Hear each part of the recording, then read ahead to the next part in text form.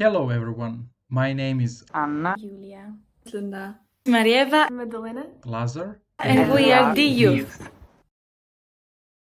Are you high? Are you low? Hang on there, you aren't alone. Here we come, here we go, the youth around the globe. DYouth welcomes you to the new episode of the Diabetes Daily Podcast. Enjoy! Welcome. Please tell me something about yourself. Hi, my name is Jovana. I am from Serbia. I'm actually born in Požarevac, but I live in Belgrade for 9 years already. I'm 28 and I have been living with type 1 diabetes for 16 years now. Right now, I'm using insulin pump, Medtronic, and CGMs as my therapy. How was your diagnosis? How do you feel about it now, and how far did this change? I was diagnosed when I was 11, so it was kind of shocking because I never heard about diabetes before. I knew my grandparent has some kind of disease, but I didn't know it was diabetes until they told me that I have something similar. Although he's type 2 and I'm type 1, so there is obviously a difference.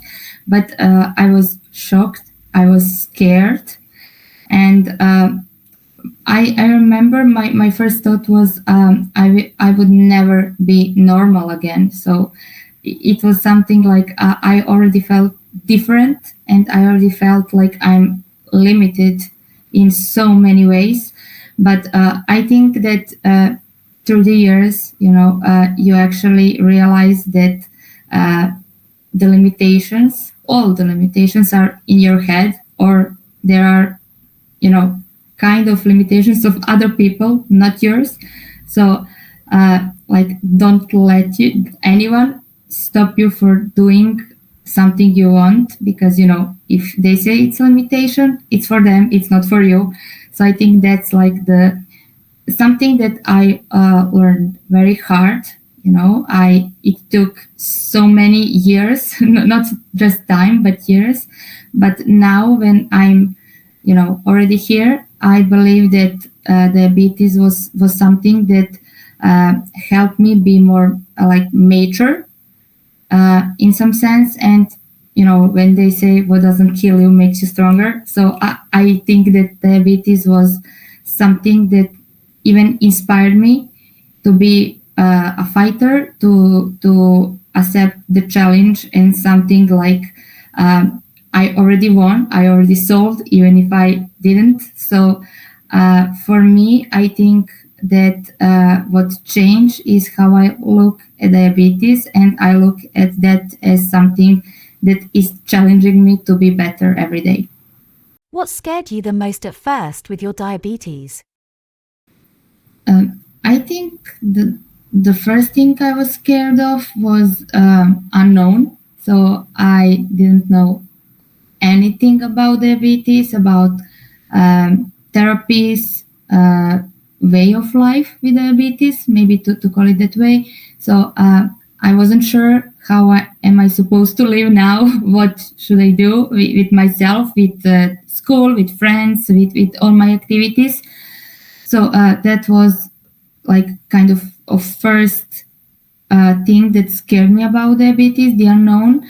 And the second, that came almost immediately after that, was how my friends and how everyone around me would react. So how will they react when they find out now that I have diabetes, that I have some kind of limitations, that I need to follow some other maybe routines, let's call it routines. So maybe some kind of fear of rejection, because now I have something else that I need to take care of. So also diabetes itself, but I think that unknown and rejection was first thing that came to my mind back then. What barriers do you feel diabetes has created in your life? When I found out that I have diabetes, I was playing volleyball, and after all the hospitalization and stuff and everything, I tried to continue, with volleyball, but unfortunately for me, I was still new in everything, and I wasn't able to balance my therapy, my diabetes management wasn't good, so I wasn't able to balance everything like food, physical activity, and my therapy. So at that moment, I saw diabetes as a barrier to play sports. Today, I don't see it, and I don't think diabetes is a barrier for like anything if you really wish something. And I wish I had the possibility to know some things when I was younger, because I wouldn't leave my sport and volleyball. But right now, I don't want to say it's too late, but maybe it's better to say that I didn't know that diabetes isn't something that can limit me in any way. Do you have a moment or history of your diabetes that you would like to share? I had the situations while I was studying, so in exams where my pump or my CGM will alarm me that my blood sugar is high or low, and as everyone knows that not everyone is familiar with how insulin pump looks like and all those alarms. So I had the situations that my professors thought I have some additional cell phone or kind of pager or something, and that I'm trying to cheat on my exams, because they were not aware. They were aware I have diabetes, but not about the therapy itself, or that it can cause those situations. So after that, I started to inform them, that not only I have diabetes, but I have this type of device that I use for that and that. I cannot remove it. It's there. If you hear it, I'm okay.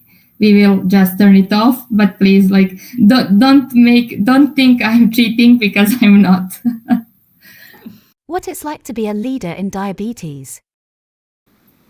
It is very challenging to be a leader. It is very challenging to be an activist.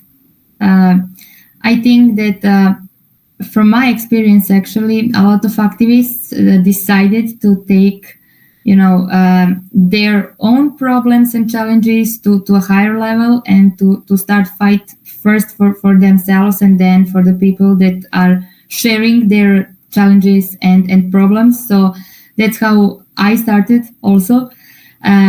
Of course, one thing takes to the another. So being a leader is a much bigger responsibility, because now you are leading not only an idea or some group, but you are actually leading to the changes that are needed in the society, in your community, and it's it makes you feel responsible for the outcome, because it is you who started it, and it is you who need to finish it in some way and to have the positive outcome of it. So being a leader is not easy, but I think that the biggest inspiration for continuing to fight would be actually knowing how much of positive outcome and how better some things would be if you succeed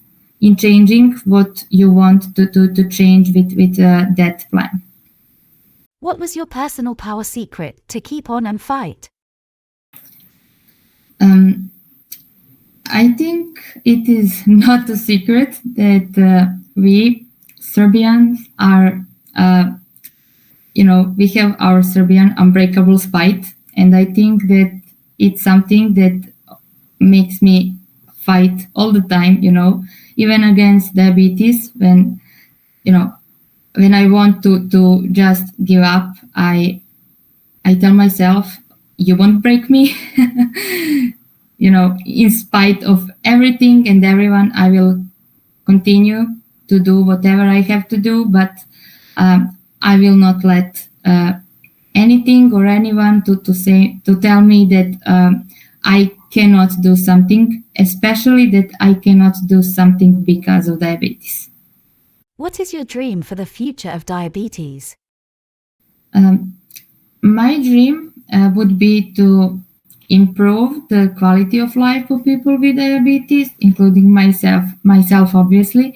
I think that together we can do a lot more, and maybe a good way, a good path for that would be to try to change some legislation, because you cannot change the world, but you can change the legislation. So basically, you are changing the world. And as ex-law student and now a lawyer, I think I would connect my two important parts of my life that are law and diabetes, and that together we could change the world and the world of diabetes especially. What message would you like to leave? What is your conclusion? I think the most important lesson to learn is that you are not different, you are not alone, and you are as strong as you believe you are. Don't let other people put your limitations or barriers, because their barriers are not your barriers. So fight for yourself, fight for your diabetes and against your diabetes if you have to. But just remember that you are the one that is controlling diabetes. Diabetes is not controlling you. Are you high? Are you low? Hang on there, you aren't alone. Here we come, here we go, the youth around the globe. DYouth thanks you for receiving this episode of Diabetes Daily. We hope you like it. Thank you for your support. If you feel like sharing your own story, check out our show notes on how you can do so. Until next week, we wish you good blood sugar.